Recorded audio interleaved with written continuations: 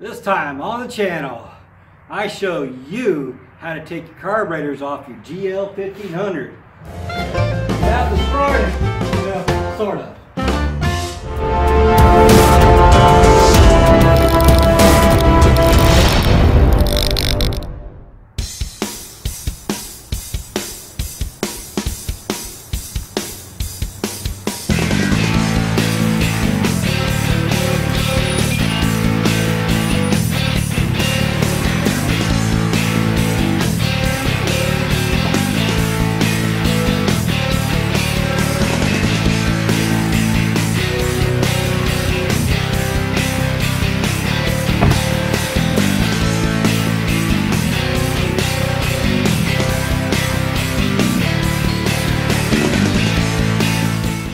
Hello everyone and welcome back. Well, today is the day we're actually going to take the carburetors off my GL1500.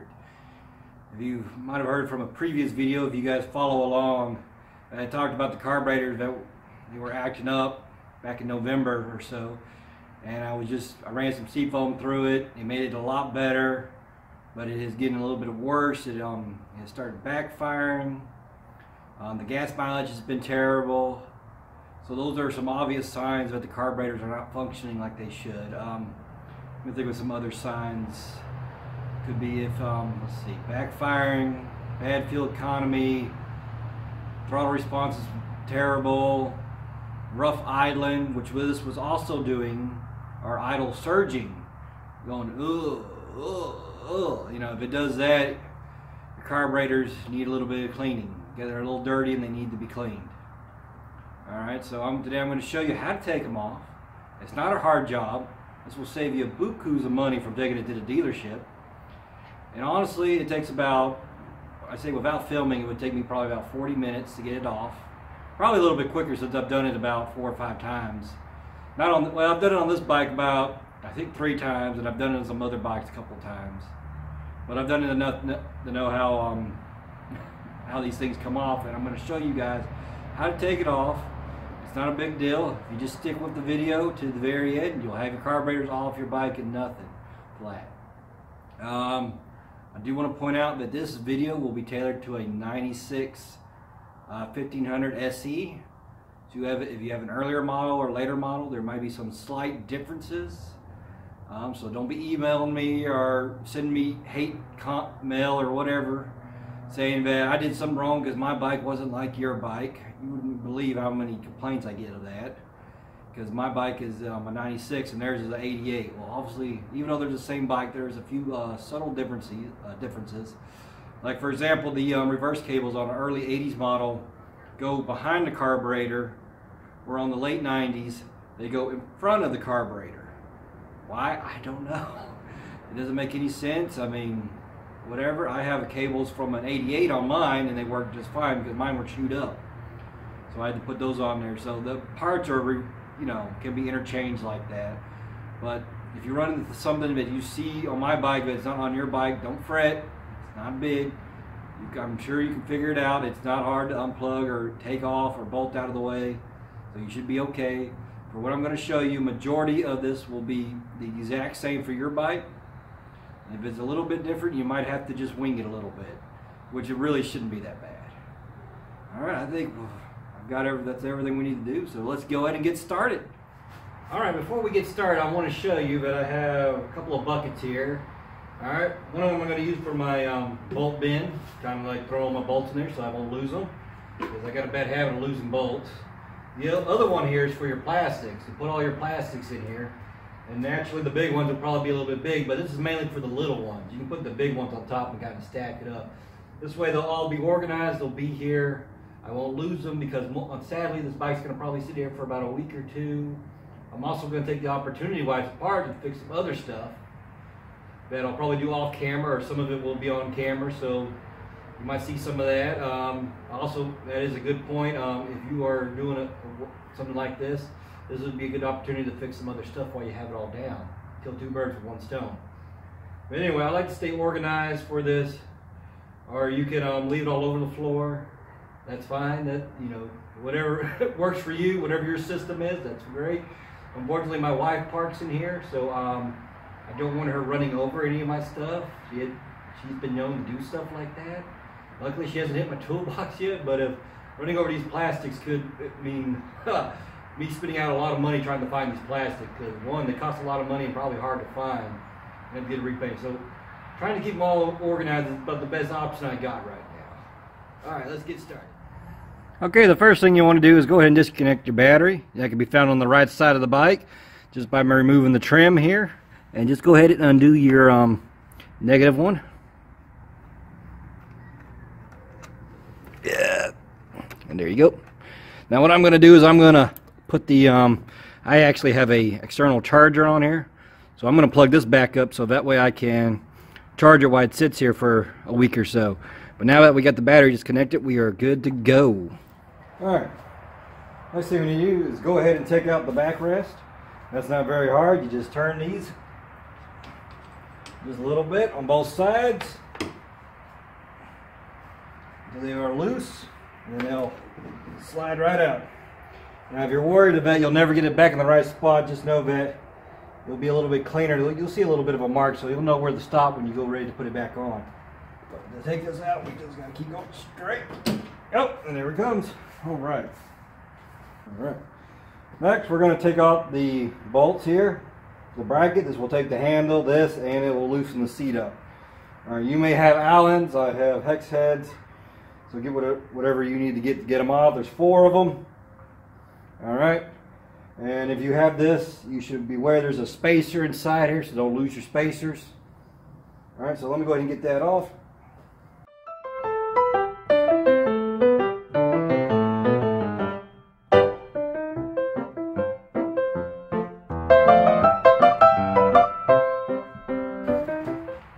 Once you got your 4 bolts out, the seat should come out. You can pick it up from the back right here.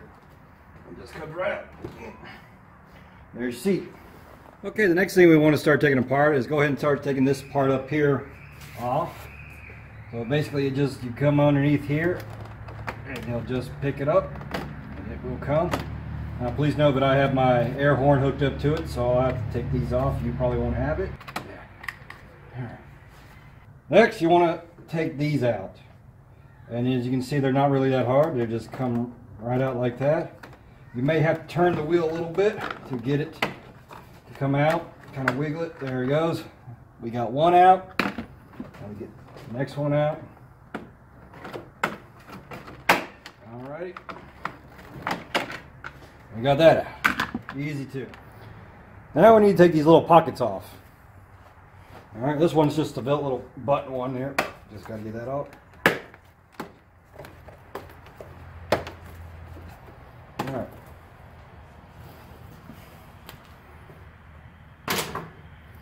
Alright, as you can see, we got 4 screws.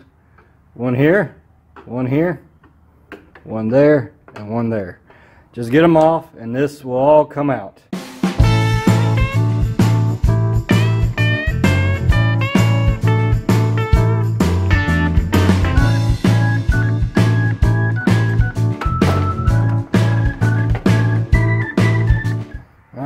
Pick it up until it just comes forward here.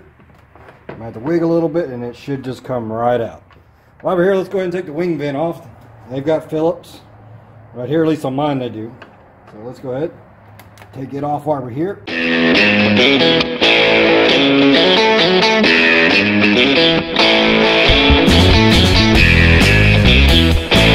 Alright, we got that side done.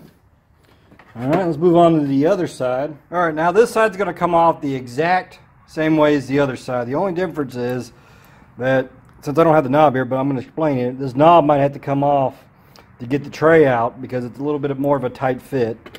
Go ahead and get the key and get that out. You can see all my good, wonderful junk in there. But the same thing, 4 screws, then you can take your wing vent off. And probably to get this out, you'll have to take this out. And it is a little Allen. I wonder if I have it in there. Yeah. Here's the cover for it. If you look in there, there will be a hole and there'll be a little bitty tiny Allen. Or is it a Phillips? I can't quite remember what it is. But it'll be a little bitty screw right there that you can slide this cover. And don't worry, it only goes, if you can see it in the seat in there, it only goes in one way. Probably not. but you can't mess it up. Unless you're like me and strip it out and break it, then you can mess it up. But anyway, this side comes off the same way, so I don't think I need to show you this. It's going to be the exact identical way. Now that we got all that other stuff out of the way, we can go ahead and work on the radio.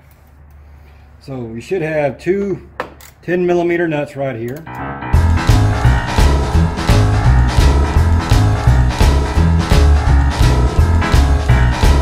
Alright, right now do not try to lift this up, okay? There's something I need to show y'all real fast.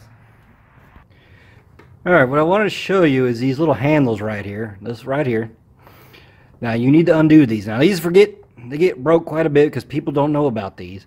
But what you need to do is before you take it off, you need to loosen them. And they got one on each side, so you can't see it on this side. That way, what it is these things grab the plastic underneath here or something. And that's what holds it down. Makes it have a nice good trim line here, I guess.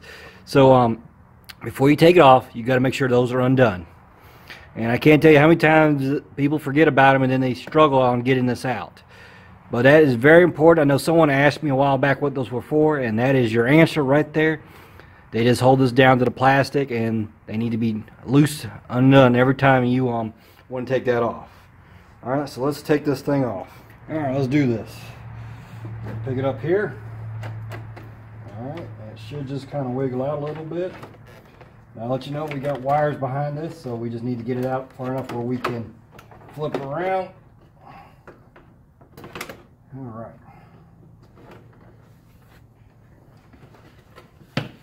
There we go. Now we just got to get these wires undone. You can do this rubber right here. Okay. And then these should come out. Some of these are broken, so they should. If not, I had to go get a flathead real fast so I could push down and release the clip. You may have to use one of these to help get it out because these things are locked in. Some of them, in my case, are broken, so they might slip out. But you'll have to see how it is when you get yours out. Alright, so.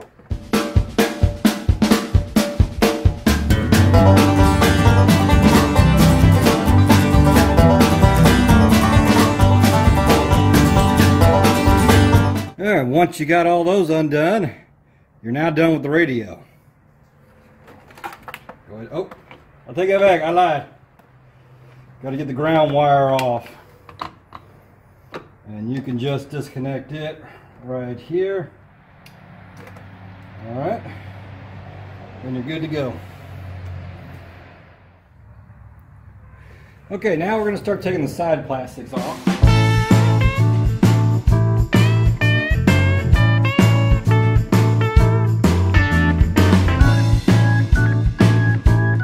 Okay, let's get a close-up and get ready to take the reverse handle off.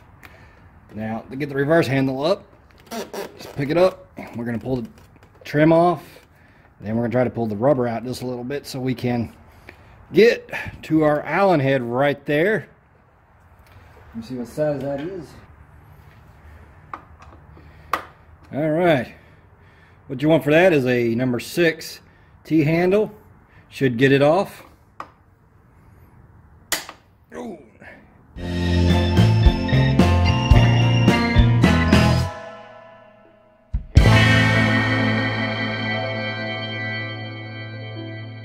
Alright, now here's this little pin here that if you remember in an earlier video I was telling you guys explaining how to use a how to put your Goldwing in reverse. This is the main reason right here is this pin. Alright, a lot of people, this is like a little safety lock pin. When you push in, the pin goes in and out, and what happens is people forgets it, you know, that it's there. They'll pick straight up, and this is what happens. This thing will get bent or broken, and then it won't, because the ideal is when it goes back up, it locks and it stays, and then you got to pull it out and then push it down, and that way it keeps it in reverse and everyone's all happy. But these things get broken quite a bit, so you need to be aware of it. There's a pin there, so when we go to put it back in, we got to make sure that the pin goes back in the hole. But we'll go over that whenever we get ready to put it back together. For now, we're just taking it apart. Alright, the next thing we're going to be taking off is this wing vent right here. Now normally there would be a little cover right here. As you can see, I'm missing mine on both sides. But if you had to cover, it's just easy pop off and it comes out. And this is one of those screws that are special. If you have the cover, you cannot lose these screws or find them unless you go look up on eBay or go get them from Honda. But these are one of the two special screws that you cannot lose. If you have, for this one instance, it's for if you have the cover. And let me take it off and I'll show it to you.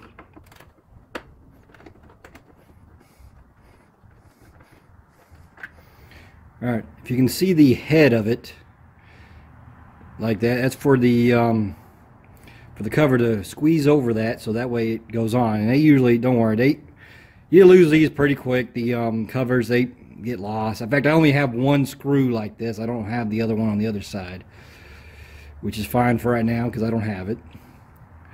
But if you have the covers, you cannot lose these screws, or you'll have to go get them special somewhere, either from eBay or Honda. So don't lose these. Okay, to get the wing vent out, just watch me, and then it comes right out. Nothing to it, real easy. Now to get this trim off, nothing to it. We just take this and just push it out, and voila, easy peasy. Okay, we've moved to the front of the bike here, and we're gonna need to take this off. This is no big deal. If yours is actually still here, you can just pull it off. But in my case, I had one of my tits break, so I put these screws in here so that way I wouldn't lose this cover, because this has been known to blow out. So if you have a tit that's broken and it's just hanging in there, put some screws in it. It won't hurt it. Just get some little sheet metal screws and just screw it into the plastic where it won't hurt. And this way it'll keep it from falling out and you won't lose it until you find another piece. Or if you can just, like me, just leave it there. So I've got to take these two screws out. If you don't have this and yours works, you just got to pull it out. So it's no big deal.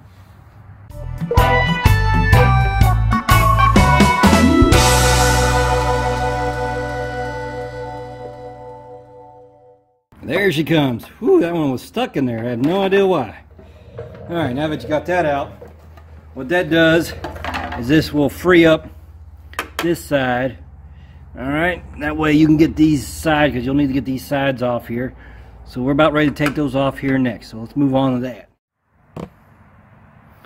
Alright, the next thing we need to do is take this fancy high dollar plastic chrome piece off. Alright, so we need to be careful. So what I'm going to show y'all is when you start taking these caps off to keep from losing them, get a little screwdriver, put it back in here. Sometimes a scribe works very well, but for this case I'm just going to use a screwdriver, and just keep your thumb over it, so that way when you get them out, it won't go flying all over the place, because these things, if you pop them out, will go flying across and you'll never find them. You're lucky if you do. But in my case, I've had that happen. I've gotten lucky, so I try to be safe so I don't lose these. I know you can buy them, but I think they're a little bit outrageous. So we got to take the other two off, and we just screw them out, and this thing will come all right out.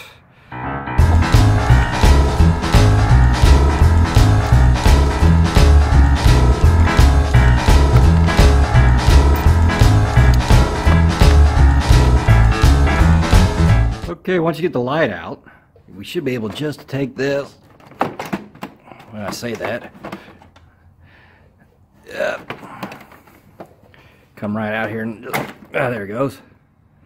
All right, now I have to be very careful of mine. As you see here, if you have LED lights like me on your little air vents, that's what this wire is right here. So I'm going to have to cut those and then re-splice them back in to make this work.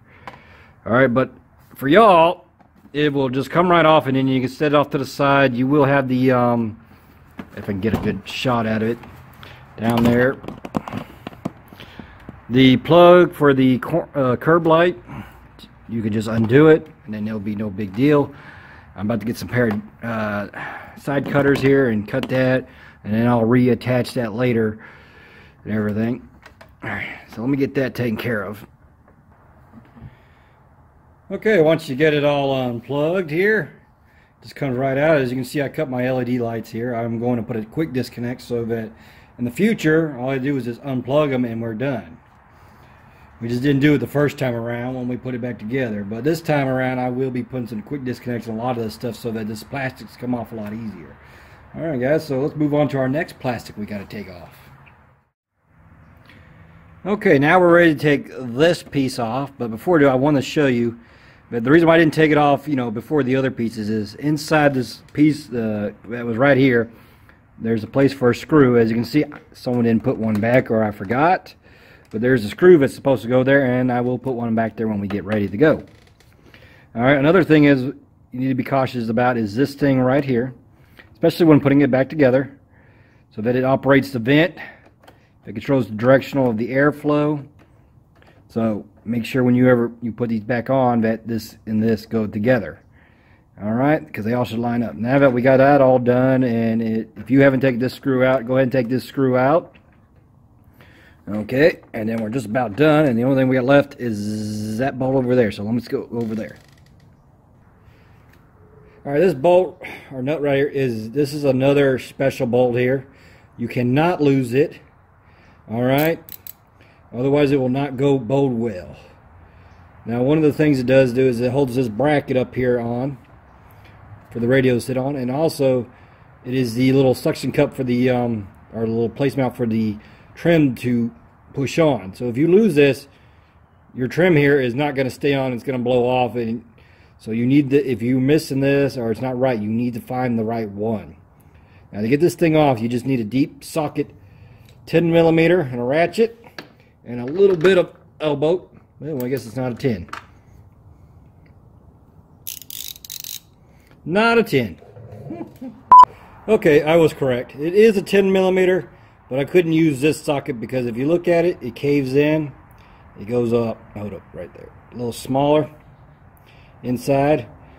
So what you need is a straight shaft one.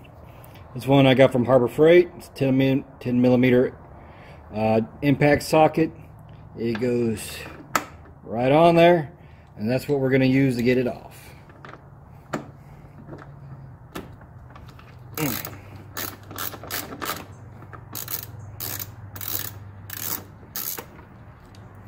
Alright, once you get it off, put it somewhere where you won't lose it. Okay, now that we got that bolt out, this plastic should be just about ready to come out. So let's see if we can get it to come out. And voila, none to it. Alright, if you made it this far, give yourself a pat on the back there, because you are just halfway through of getting the plastics off. Just the plastics.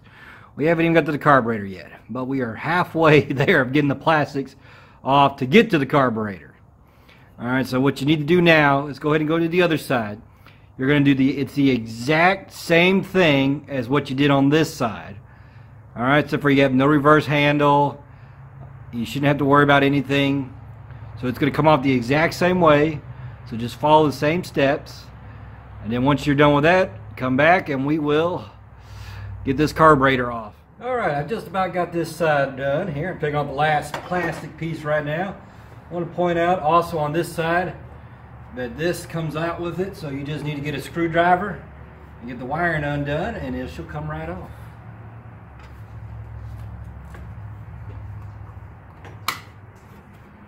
Easy as that. Move that out of the way. Also, once you get the two screws out, the special screws, this bracket comes out, so you don't need it there. And now we're finally here. Okay, we're now ready to take the air filter off. You've got 5 screws, I do believe. One here, here, and then these 3 right here. Should be no problem. Get your Phillips and just start going at it.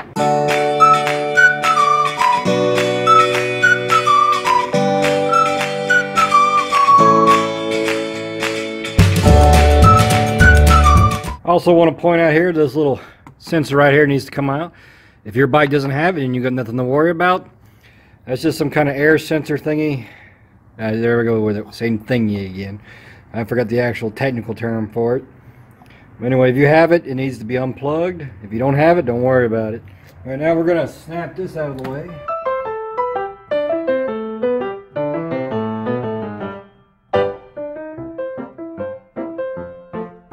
Oh, what do you know? 2 more screws in front of this. One right here, one right here. So I had a feeling there was 2 more. It's just hard to see. Need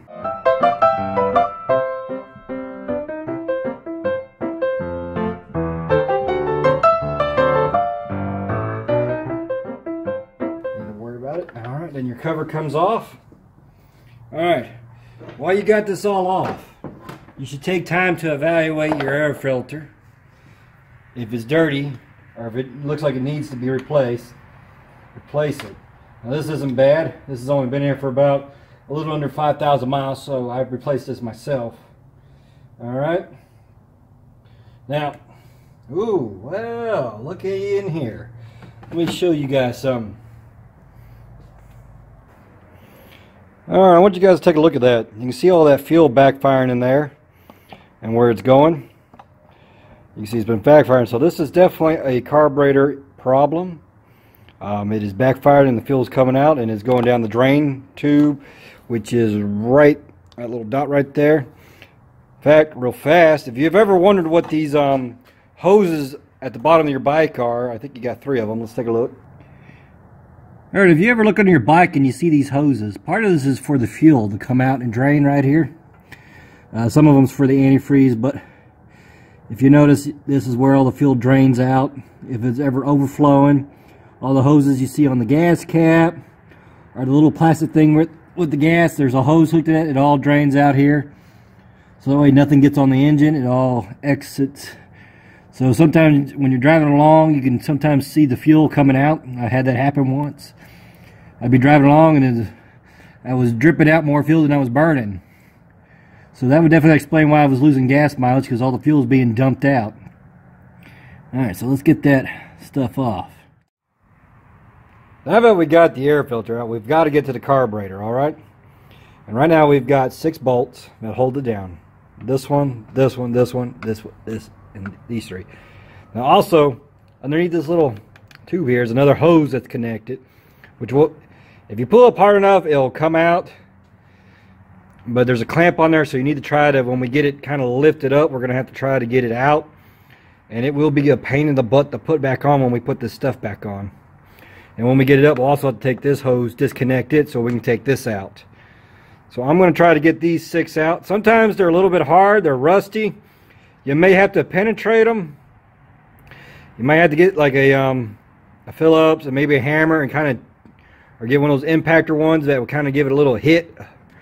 Because some of these are going to be very hard to get out, but you do not want to strip them out. Do not strip them out. Alright? I can't stress that, because if you strip them out, I don't think they come out of the case, so that, or the out of the air filter. They're just stuck in there. They're screws that just don't come out. They just come loose and they stay in there. So do not strip those out. I know I've said that like 5 times, but I can't emphasize how important it is. If it's not coming, penetrate it, let it sit, try it again, just work it out slowly. It will come, because these things do get stuck up quite a bit after they've been sitting for a while. So let's see if I can get these out. They haven't been in here for about a year. Well, I've had it out 3 or 4 times. I'm hoping they'll come out easy. If not, well, patience is my friend. I'll have to take time to get those out. So let me get this going here.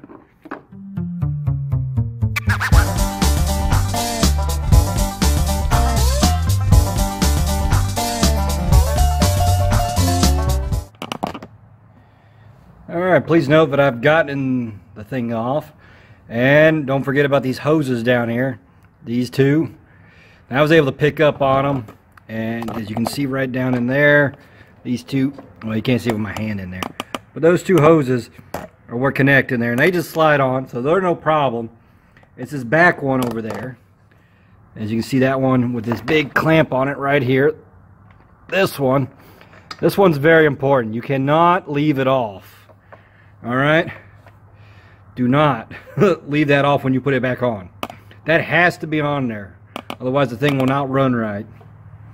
Alright, very important. Alright, last one we need to take off. Let me get this thing back up here. Is this one. You know what? I might just take it. I don't need to take it off. Just take off the whole thing. There we go. Problem solved. Just take the whole thing off. Now it's out of our way. Alright, folks. There she is. There are the carburetors. We are now to the carburetors. We are a good bit done, but we still got a lot of work to do here. I know, a lot more, you say? Yes. So let me get it up here and show you. Alright, we're going to have to get these cables off. I'll show you guys how to do that. And the cruise control, I'll show you how to get all that. We'll disconnect all the fuel stuff here. And then we just got to pop them out. And I'll show you guys how to do that. So let me get set up and we'll get it ready. Okay, first thing we need to do is go ahead and take the fuel line off right here. Now if you notice, they're hooked up by a T. Be very, very careful. This T will probably be fragile and could break. Alright, well, I didn't even need pliers for that. Shoot, it just came right off.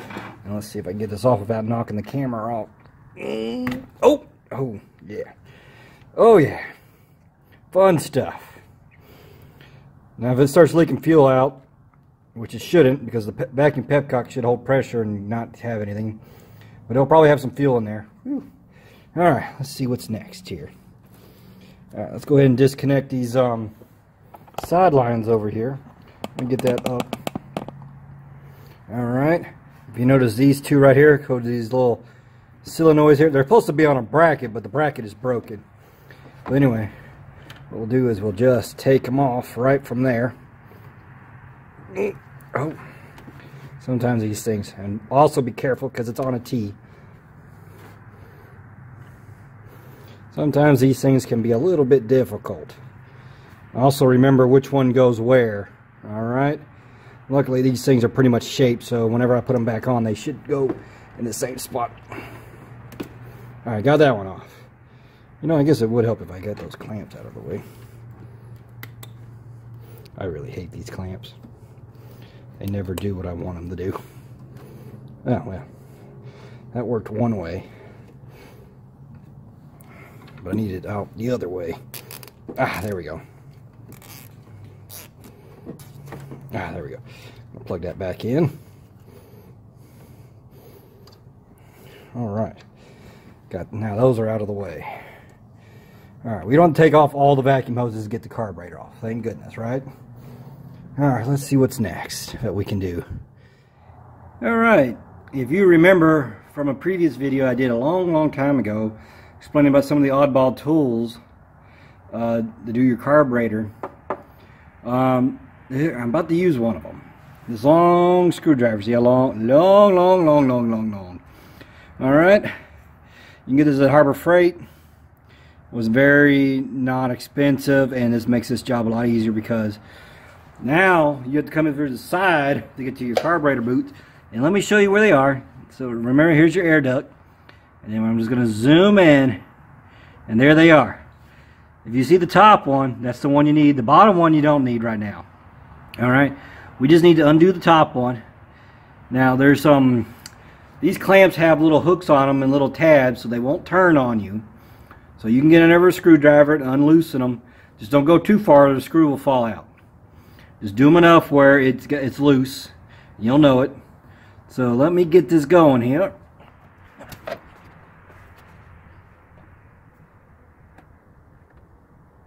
Got it. Just loose enough where it'll come out. Alright. Now we got to go to do the other side.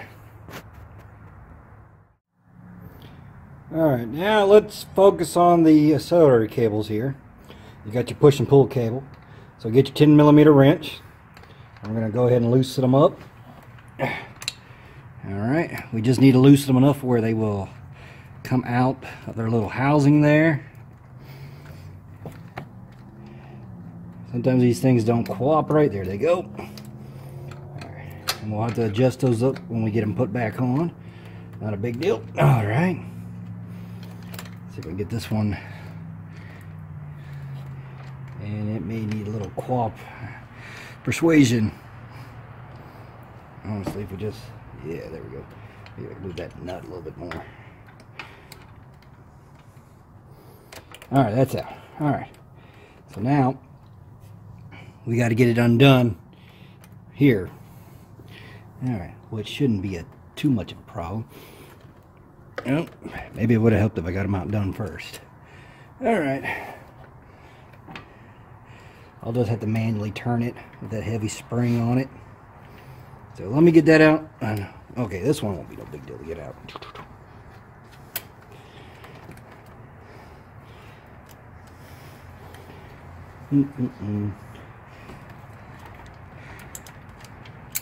Alright, got that one out. Just remember which ones they go where. Alright, if you need to mark them, mark them. Alright, this one.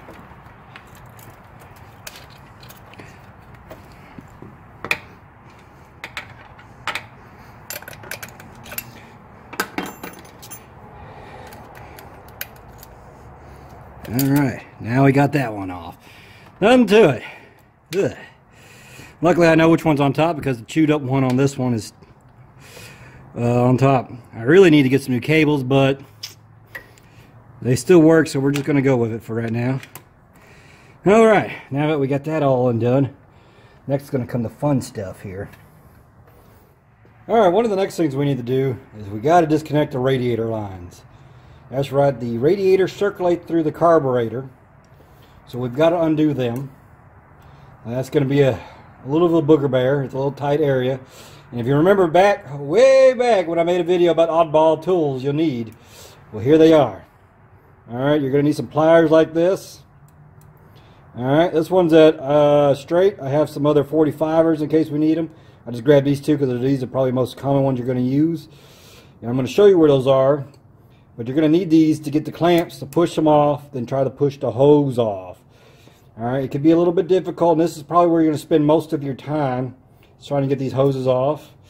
Normally I could try to pick them up, pull them up, and try to see if I can kind of get a little bit more slack that way, but there's not very much slack in these lines, so we're just going to take them off from right here.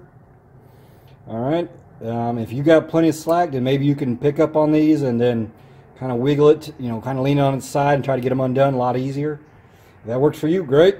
But I think I'm going to have to do this because my lines just don't have much slack in them. So let me show you where those things are. Alright, if you look in the front of the carburetor, you can see there they are. That one right there with the clamp on it, and the one right next to it. Alright, that's where you're going to need those needle nose. The ideal is to go ahead and clamp them. You have to push the clamp all the way back and take the needle nose and shove it back, you know, kind of try to push it back off, and same thing over there. Okay, you will lose a little bit of antifreeze. Don't worry about it. It's just a little bit. It'll come out. It won't not pour everywhere. So once you get them undone, you don't have to worry about plugging them up right away because they will not be dripping. All right.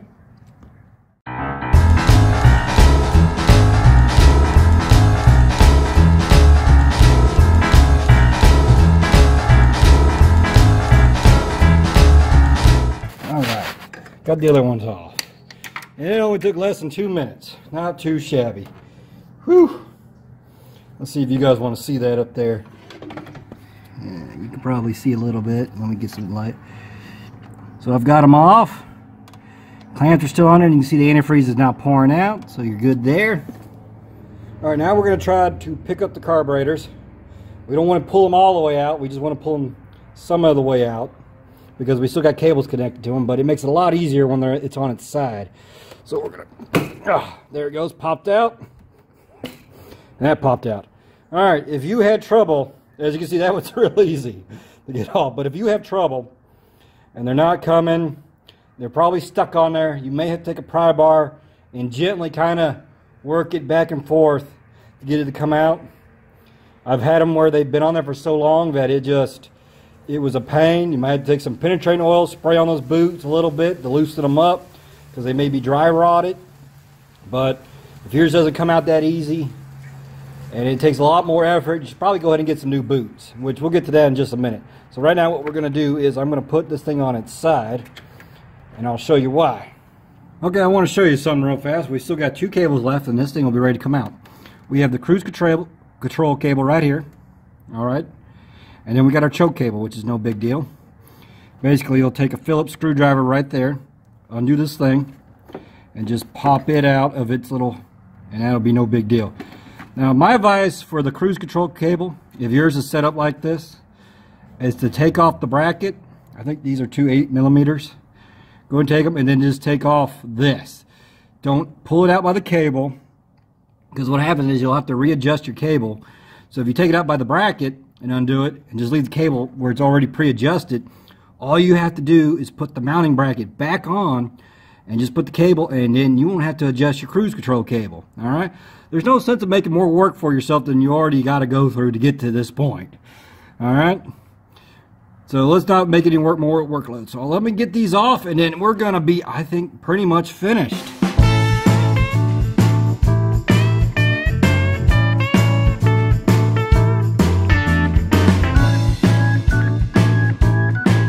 right. Let's see. Oh, I forgot something. And of course I did. All right, I forgot to do this. So actually, this is what you got to do next. I can't believe I forgot about. There's some drain hoses that are hooked up to the carburetor down here at the bottom. You just got to get them undone. Find out where they go, and try to be careful with them so you don't lose them. All right, we got. Okay, that one comes with the carburetor because that is the idle screw. Your idle screw there. That. So that goes with the carburetor, and there should be one more, as you can see. I just gotta. Yeah, she's on there. Got to be careful because you do not want to break the T's. Ooh. All right. Oh, well, that one didn't. The wrong one came off. Oh, man. Let's see if I can kind of.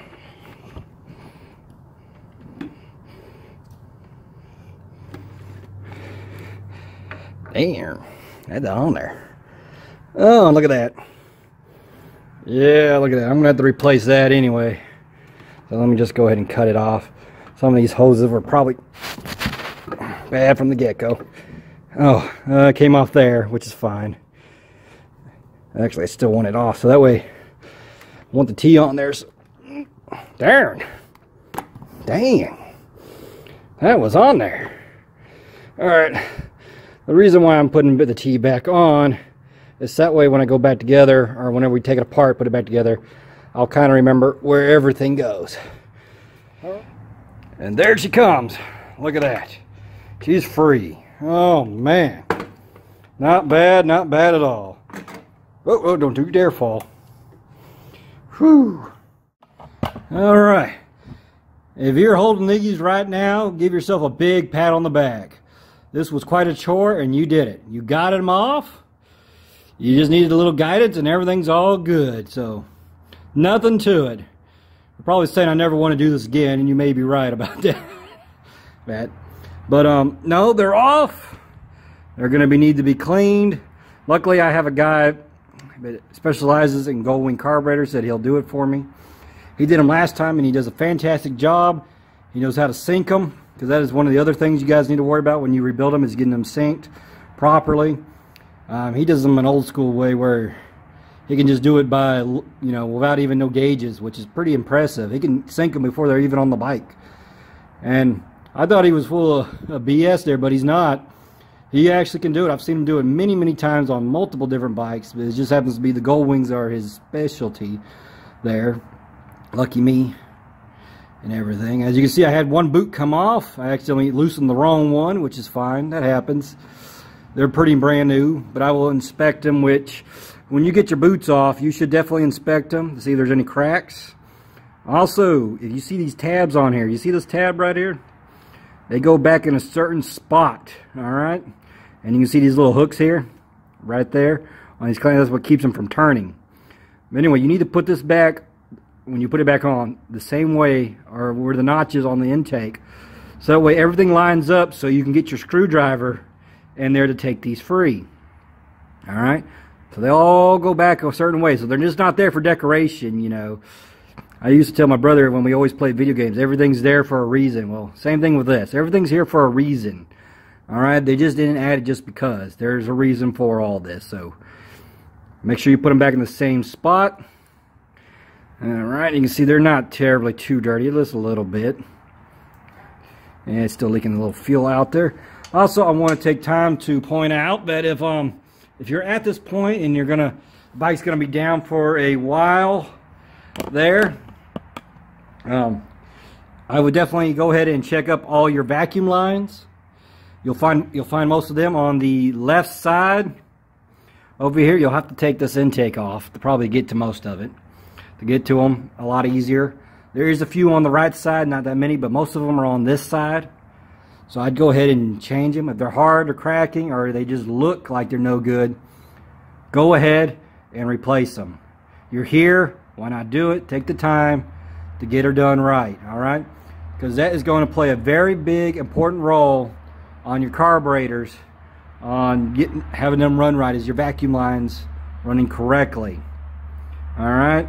Because, you know, you can have them rebuilt, but if there's a bad vacuum line, because this thing has a lot of vacuum lines on it, but most of them are right underneath here. So check them, evaluate them, replace them if need be. All right, that's all I can say about the vacuum lines. Also check your boots. If they were hard, if they're hard, they're not soft, they cracked, go ahead and replace them. They're not too costly. They're worth it. Trust me, you don't want to take this all back off because your boot cracked or it didn't, you know, something didn't go right. You know, you don't want to come back and redo this over little stuff and everything. So that's why I'm going to take the next week or two to get this thing, some other things repaired while I have it all off, get the wiring straightened up with the LED lights, make it look pretty, you know, because I cannot stand that rat's nest that is back there. Yeah, my tools are all over there now, but that rat's nest, I cannot stand it. I didn't tell my bros that helped me put that together, but secretly I can't handle it. I've got to have it looking at least nice and neat. I don't want it to look like a complete rat's nest. All right. Now, if any of you guys need any other help or anything, feel free to leave comments below or get a hold of me. I'll help you. If I wasn't clear about something when I took the carburetor off or I left something out, please let me know. I can do an edit video or whatever, or a correctional video if I need to, but I think I hit most of all the stuff that you need to know to get these off. Like I said, not everything's going to be the same as you've seen from the 89s or to the late 90s to 2000s. They'll be a little bit different. Like I have the vacuum cruise control. You may have electric, so there may be a little bit tad difference. But overall, it's going to be about the same to get this all off. Okay, the first thing we're going to do is we're going to put on a new fill filter. As you can see, right there. I bought a new fill filter here for this special occasion. Now, I've already put a new fill filter back in November. But just to be on the safe side, I'm going to go ahead and replace it. Because since we got all that carburetor rebuilt, there's no sense of me putting on a used fill filter. Might as well put a brand new one on it. So let's get this thing off and get it replaced.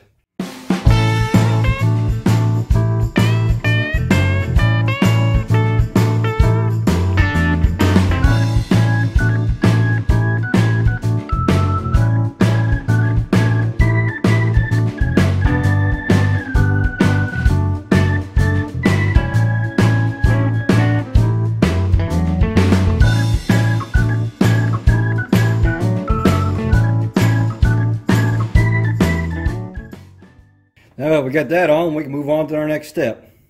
Okay, the next thing we're going to do is we're going to take our carburetor and we're going to hook up our drain hoses here. You got one here and one here.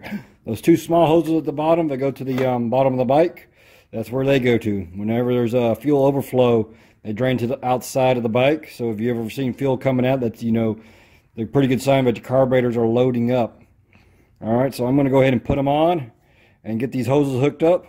Then we'll move on to getting the cruise control and the choke cable connected up, which is right here. All right, if you don't know which way is the front, just remember that your radiator lines right here go up towards the front of the bike. All right, so let me get this put on.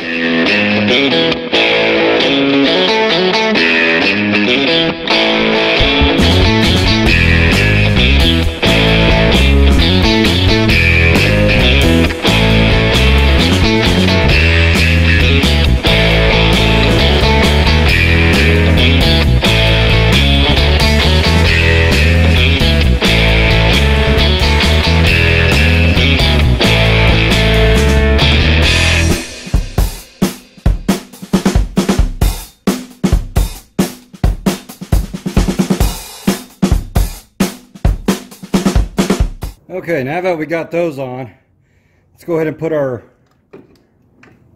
cables back on. Cruise control and our choke cable. Alright, now we're going to put the cruise control cable on.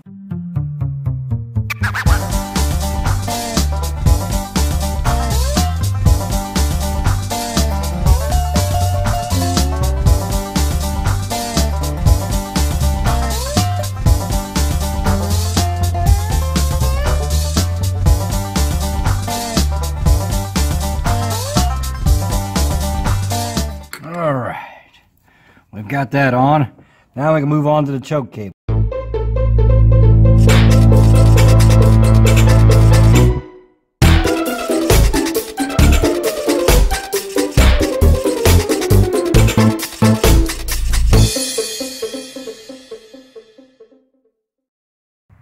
Okay, now with the chokes in, you got it running real tight. As you can see, I'll show you in the video, I've got it nice and tight so that when I hit the choke, alright, still a little rough, not too bad. Yeah, she'll be fine.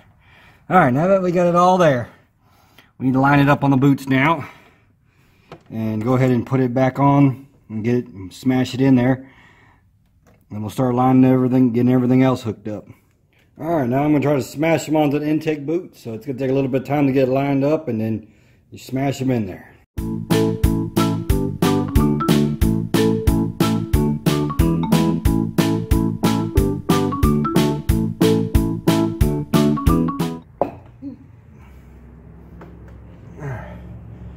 Okay, if you heard the pop, that means you got them in there. Just make sure, just give them a good, and make sure they're down all the way. Alright. While we're here, let's go ahead and connect up all our upper hoses. Get everything up here connected, and when we're done, we'll tighten up the intake boots and go from there.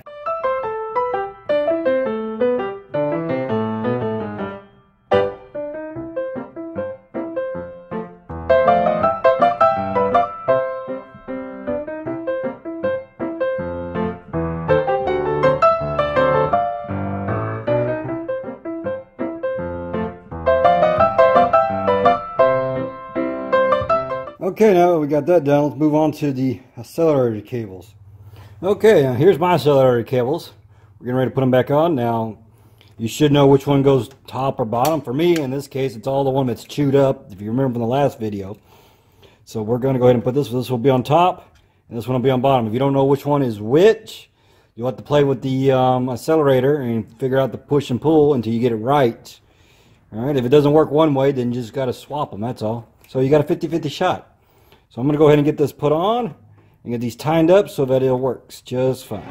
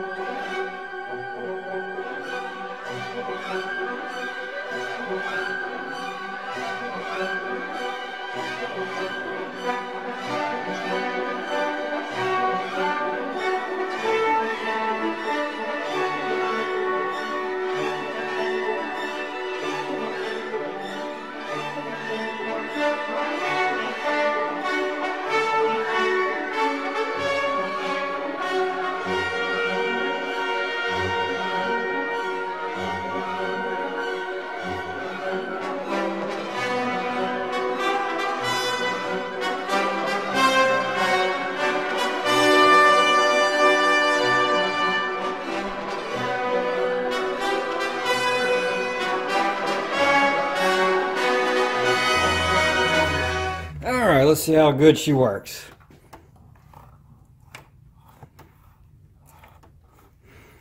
Like I said, those accelerator cables of mine are just about wore out, but they are working. Alright. Okay, the next thing we got to do is we got to get our radiator hoses hooked up. Those right there. It's going to be a little booger of a bear. But you can see one of them's lined up and the other one is sort of there. So I'm going to need those long needle nose again.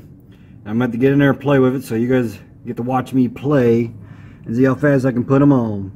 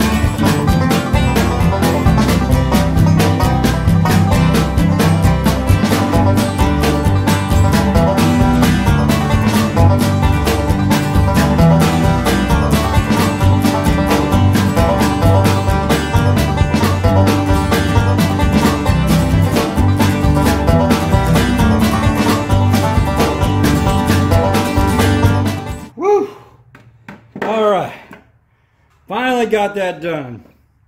It took me a lot longer than normal. The clamp got twisted around, so I had to dig it out with my finger. Boy, it was a... Sometimes those things can be a booger-bear there. So I'm going to tidy this up here, and then we'll move down to tightening the intake boots down. Alright, on the side note on the radiator hoses, I want you to notice how close I got them up to the 90s. When you put these hoses on, you need to get them up as high and far as you can. Alright, you can see I got that one up there close to 90, and the same thing with the other one, but I can't really get in there with my camera. But you need to get them up there all the way, because you don't want to put them on just a little ways, because there's a good chance that they might vibrate or fall off, and that is the last thing you want to do. So make sure when you put them up, you run them up as far as you can, and put the clamp on. Alright, once you get the radiator lines hooked up and everything looks good, go ahead and take your long screwdriver and let's tighten up the intake boots. Should be just the top one.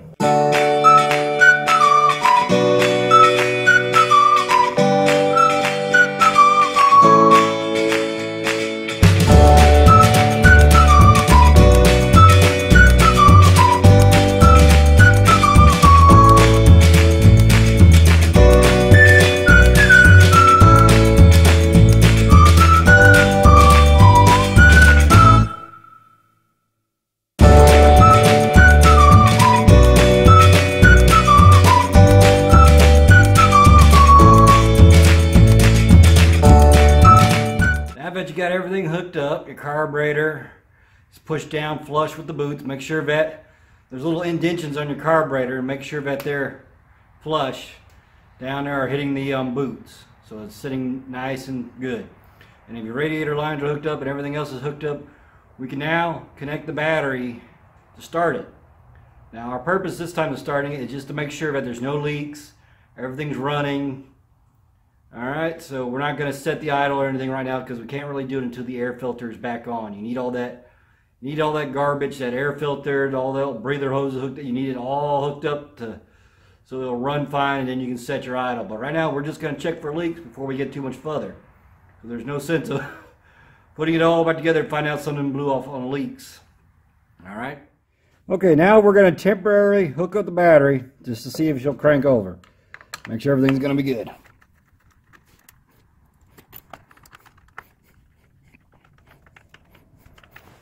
Okay, before we get started, we want to prime this thing a little bit, and how you do that is right here's your accelerator pump, and when you turn it here with the throttle, just give it a good thump, and what that does is that will get these squirting right up in here. I don't know if you can see that. See if you can see that a little bit. Let me zoom in, and then you can see the fuel squirt out right over in there.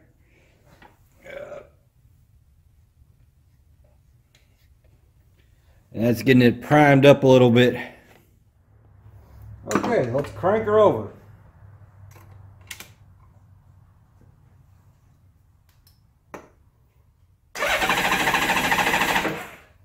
Choke on.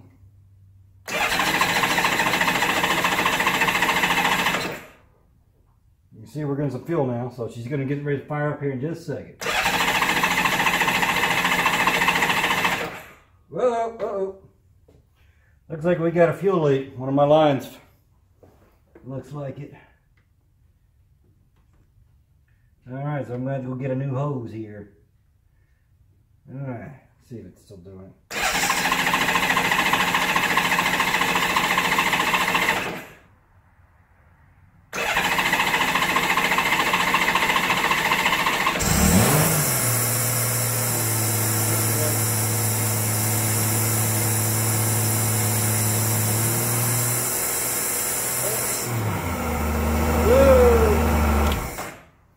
Oh man.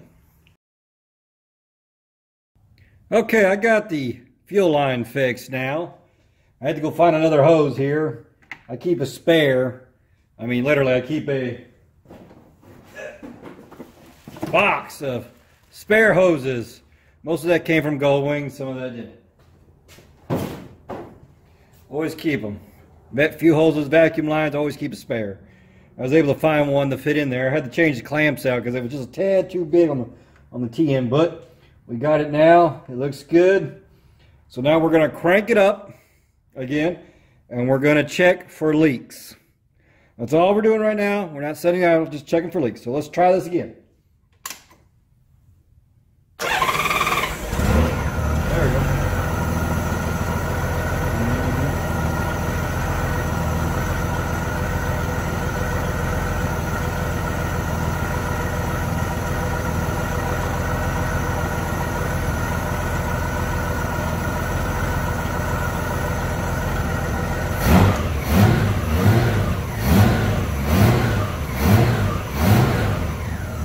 Not bad.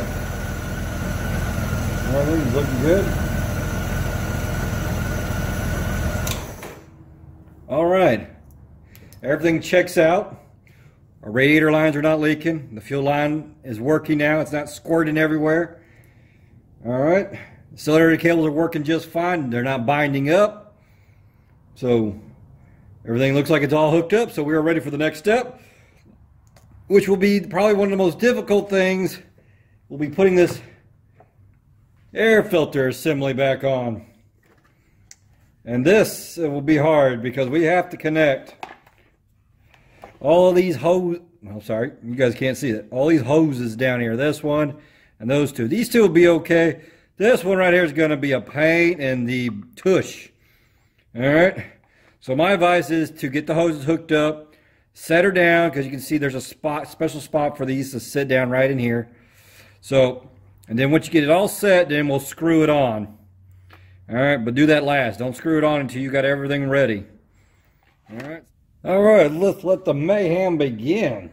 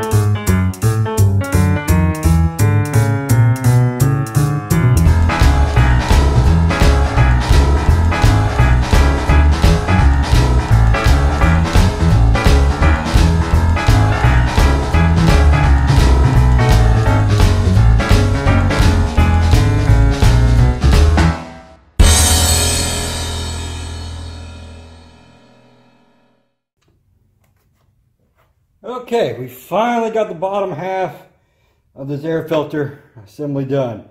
Got all three hoses. Now, I tell you, that took a long time to get this to all work. Whew. This is probably the hardest thing about the installation job. It's not the radiator lines, but it's putting this back on and all the hoses on without them flopping on when you're trying. And if you saw, I had a very difficult time. It was so long I probably couldn't even film it all. But it took me a while. So if you're having trouble with this, take a break, walk away. You'll get it. Don't give up. All right? It's my advice to you. Walk away sometimes is the best thing to do. Come back later. All right, now that we've got this ready, we can now put the air filter back in. All right, let's put the air filter on.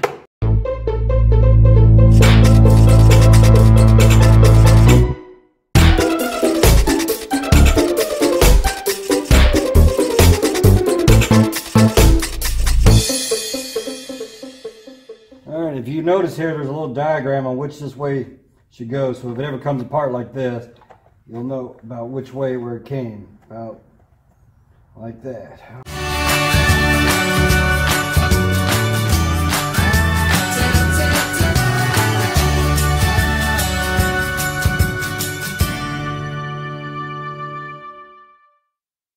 Okay, now the air box is on. Okay, now we're ready to set the idle for the thing. Now the ideal idle is right, I believe, around 900. But if the bike settles a little bit below it, it won't be too bad as long as it runs okay and it's good response. But 900 is your target.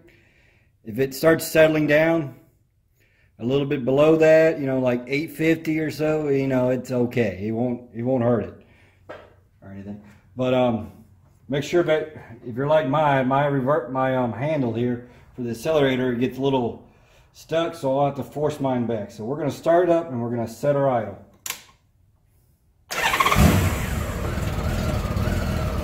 All right, she's idling about 750-ish, so we want to go up just a little bit.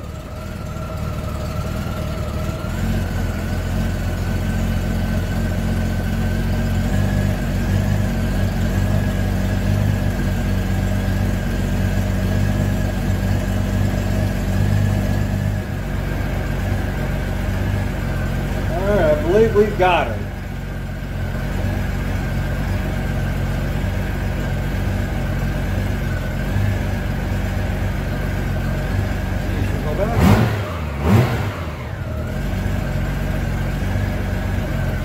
Alright, that's going to be about good enough. It's between about 850 900.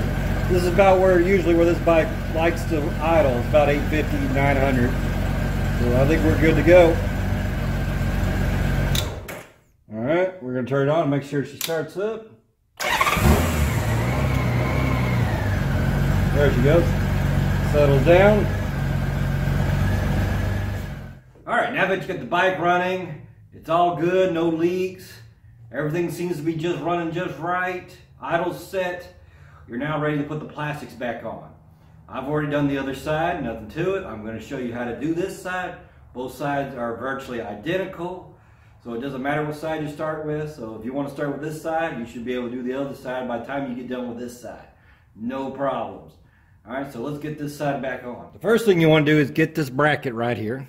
All right, go ahead and put it on. And if you don't remember which way it goes, remember the little lip here. Let's see if you can see that a little bit better. This lip right here goes forward, all right? Goes to the front of the bike. So just remember that when you put that back on. Now you can just, all you got to do now is sitting it on here. As you can see, I don't have it perfectly lined up. Once we get the plastic on, we'll push it and then we'll get that special nut bolt in there and then that'll hold it in place. But you can remember the plastic sits right inside there like you see there. So that's the same thing that'll happen here. So right now we got to get the plastic fairing right here on. And it'll take us a little bit to get it a little bit of adjusted. So let's get that on. Alright, the first thing we're going to start with is the side upper plastic here. You need to make sure that your wiring for your radio is out of the way. So I usually just tuck it behind the front fairing there. So it'll just be up out of the way. We just need it to be out of the way and not in our way when we're putting this on here. Alright, and don't forget that when you're putting this on, this little vent here goes in this little slot right here. You can see it go up and down. Make sure you get it all lined up to go in there. Alright? That's why I said do this first, because that way you can see if everything's lined up. And plus, we got that bolt that you got to go right there. So let's get this on.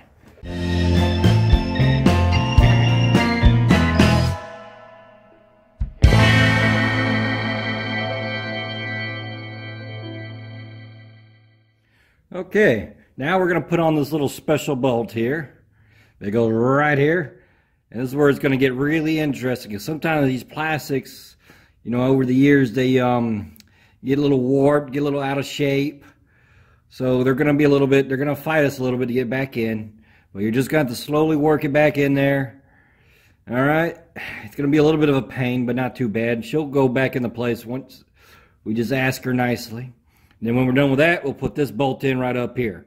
And this will finish this front fairing, other than our reverse handle, which we'll get to shortly. All right, so let's put this in. So grab your 10mm deep socket and let the fun begin here.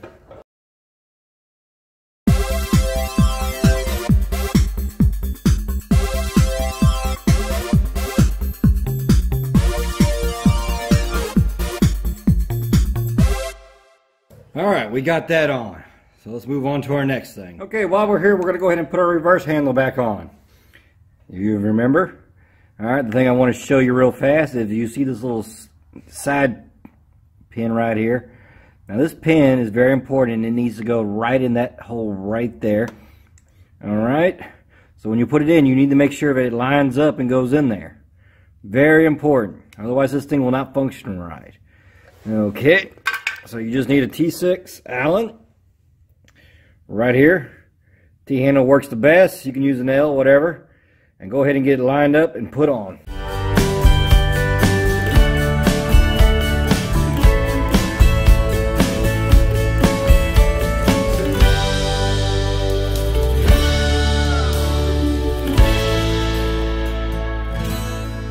Well, that's one less thing to do, so let's move on. All right, the next thing we're going to do is we're going to put the lower side fairing on. If you remember from a previous episode of the last one, I cut the wires here for the LED lights, so I'm going to go ahead and get those back on, and then we're going to show you how to put this on. When you slide this in here, don't forget there's a tip. I'll take this back off for just a second. There's a tip right here that needs to go in that hole. When you get ready to install this, don't forget to plug up your curb light. Bingo. Once you got that hooked up, you're ready to go. Just make sure your clearance light's out. It goes in. And then just push the bottom pan down a little bit, and this thing should kind of fit in here once you get it. There we go. There. There's a little bit of flexibility here. There we go. She's in. All right. There she is. All right, the next thing we do is go ahead and get this side light marker light on. All right, if you're not, it just clips right on, ready to go. And this thing goes on right here. Now, if you're like me and you have one of these fancy covers, these fancy high dollar covers for cheap plastic, stay tuned because I'll show you how to put these on. All right, now we just, basically all you got to do is, if I can get them, keep them from all falling out of here. So you see all the screws? We've got to line them up with all these holes here. And then try to get a few of them started enough where once we get them all started, then we can tighten them down. All right? So let's do that. And try not to lose any bolts in the process. But that's okay. We can start with these two.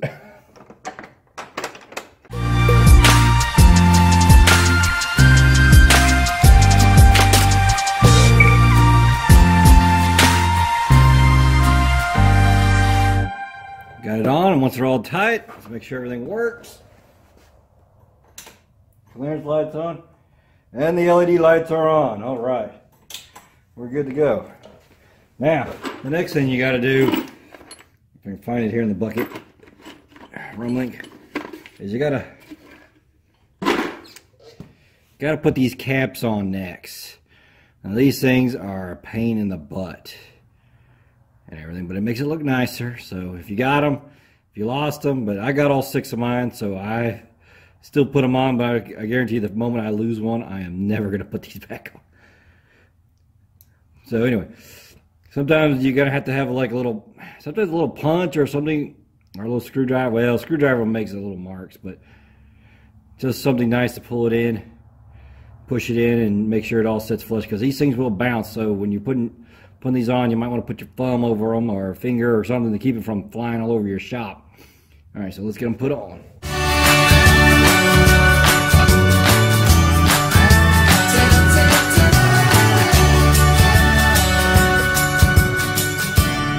All right, now that it's on, she looks all better. All right, and we're just about there. All right, the next thing we're gonna do is we're gonna put on our side plastic.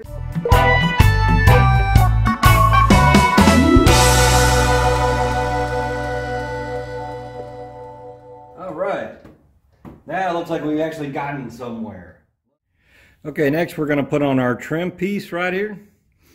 Now each of them go to a certain side, so you're gonna have to play to make sure you get the right one, but it's very easy to line up. All right, so we're just gonna get her snuffed in there. Just clips right on, nothing to it. Now we move on to our next piece. Next we'll be putting on the wing vent here. Please notice that there's a little slot in here. Right here in the side fairing, right about right here, there's a hole. That's for that little notch to go right into. So nothing to it. Now if you remember earlier when I talked about special screws, if you got these, put that right there with the wing vent. That's for that cap to go on it. I don't have the cap, but I do have one special screw. And I'm glad I do, so that way I can show y'all. But these are for the wing vents. So use those for the wing vents if you got those. Alright, easy peasy. Alright, let's move on. Alright, next we're going to put on our wing vent here. Now if you notice here, I've already started a screw here. And what that does is that helps line these two holes up so that I can get the wing vent lined up and started. Once I get them all situated, then we can take this bolt back out. Then we can put the little pocket thing that goes in there. But that's a little trick there. If you're having trouble getting it all lined up, take the middle screw, get it started so that it all lines up. And then put your wing vent on and take the bolt out, pocket, put it back in, and you're ready to go. All right, so let's get to it.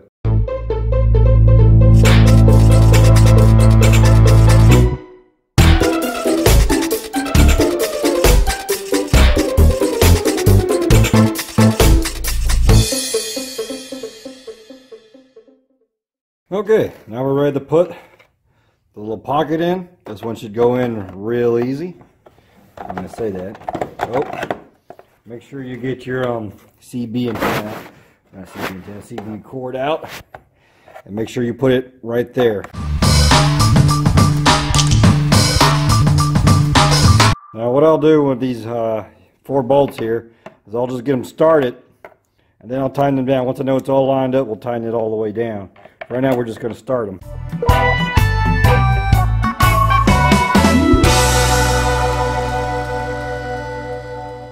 Once you got the pocket all secured down and everything looks good, go ahead and do the other side if you haven't, all right?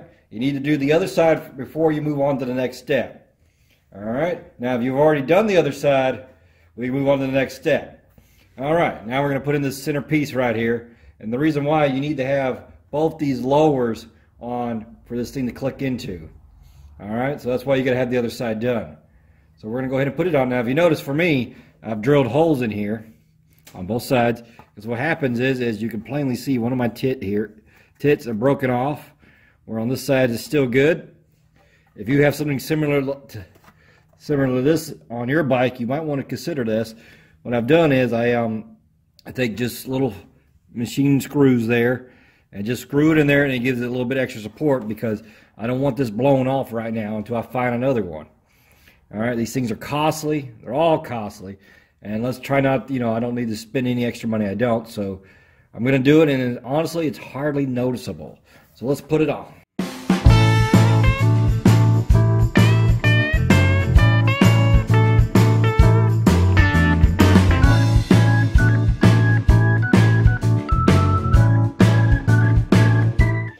There she is. She's on. That is most of the plastics. Almost done. All right, now it's time to move on to some of the more delicate items. All right, the first thing we got to do here is, if you haven't already guessed, we've got to put our radio back. And the first thing we need to do is we're going to go ahead and put our wires back in. Then we're going to try to form fit this in. So it'll take a little bit of time. So you guys can just sit back and watch. Oh, this thing's cold.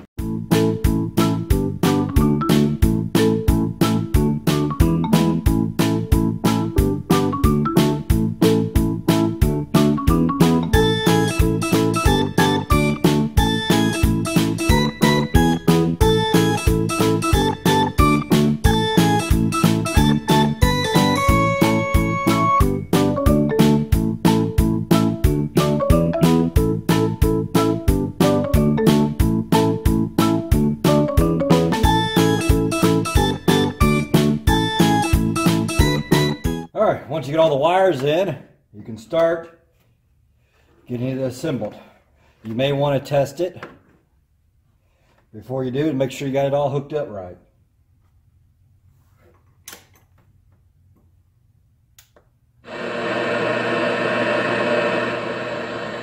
Perfect. Looks like she's working. All right, let's move on.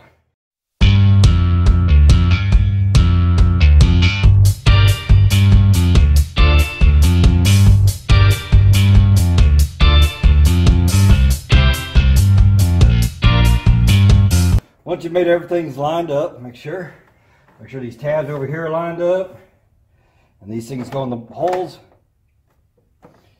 All right. If you remember from a previous episode or from the last remove of the carburetor, there's these little levers in here. Make sure that they are locked in. In fact, I had them in the open position, the wrong position. You'll know that they'll grab because you'll feel it. All right. Now that you got those levers in there, all nicely secured down, we're ready to go. I think we're ready to put the nuts on.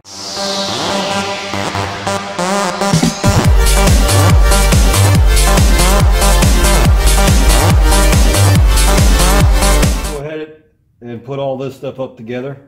That way all we have left is just the seat. That's getting exciting. Okay, now we're going to put our little top piece on. First thing we're going to do is go ahead and connect our air horn back up. All right, we're going to make sure it works. Oh yeah, she works. All right, so let's remove the key out of the way. All right, and get this thing to fit in here. All right, now these plastics are going to be a little bit difficult sometimes. They won't cooperate. You know, the older they get a little bit out of shape. They get a little warped. You know, they've been off 10 million times since, you know, since when, whoever owned the bike last, you know, so the plastics are going to be difficult at times. So if you're having a hard time or with any of this, just know that's normal, completely normal. All right, put the key back in there. All right, now we got that back in, we can get the little pocket covers back in. All right, they got little tits here on the side that line up in here. So you can get them all lined up and it really just pops right in. You're just going to have to probably move the handlebars just a little bit.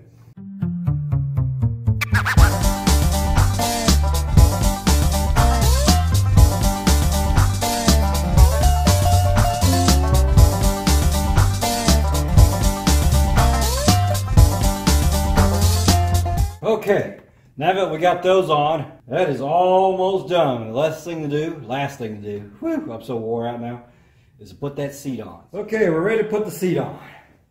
Just so you know, there's a special little place for this.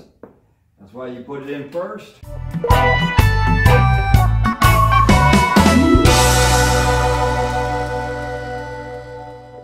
Have to get up there and line it up, push it back. Okay, now that we got these on, we can put our little handrails on and our backrest place.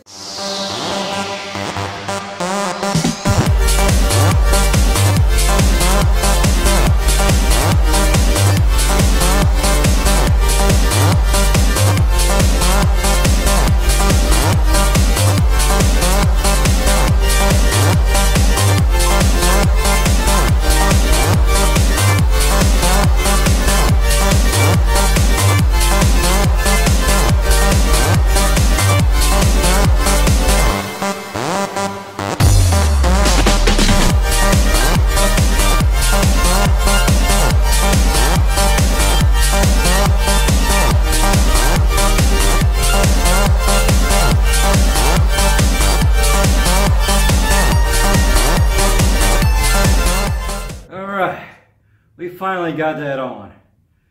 I don't know why it took so long. Yes, I do. Apparently I forgot the longer bolts go here and the shorter bolts go there. Apparently it won't work if it's vice versa. Don't want to work well at all. Anyway, that's on, and now we're ready for the final touch. Put on the backrest. All right. Now that we got that on, we are done. Woo! I'm pretty sure I got this thing back in the right spot. If not, my wife will tell me if it's not in the right spot. But for all intents and purposes, this is done. let's wrap this video up. Well, there you go. A complete step-by-step, roughly, of how to assemble this motorcycle together. I hope you enjoyed it. It has been a long, tedious video. This probably would have been one of my challenging videos to all do because of all the mechanical work and moving the camera around. It takes a lot of work. But I hope you enjoyed it, and I hope you like to give it the thumbs up. This was a lot of hard work. This doesn't happen in one day. This actually took me several days to get all the filament and plastics together. So I hope you learned something, and I hope you'll attempt to do this yourself. Because that's my main goal of what I wanted to do here, was to show you guys how to do it and hopefully give you guys the courage to go out there and do this yourself. Nothing to it. It's just a little tedious process. It's about the best thing I can explain about it. Alright guys, I'm going to end this video. It is late at night. I haven't eaten dinner yet, so I'm ready to call it quits. So I will see you guys next time, and you guys stay safe out there. You guys didn't think after all that hard work we wasn't going to go for a ride.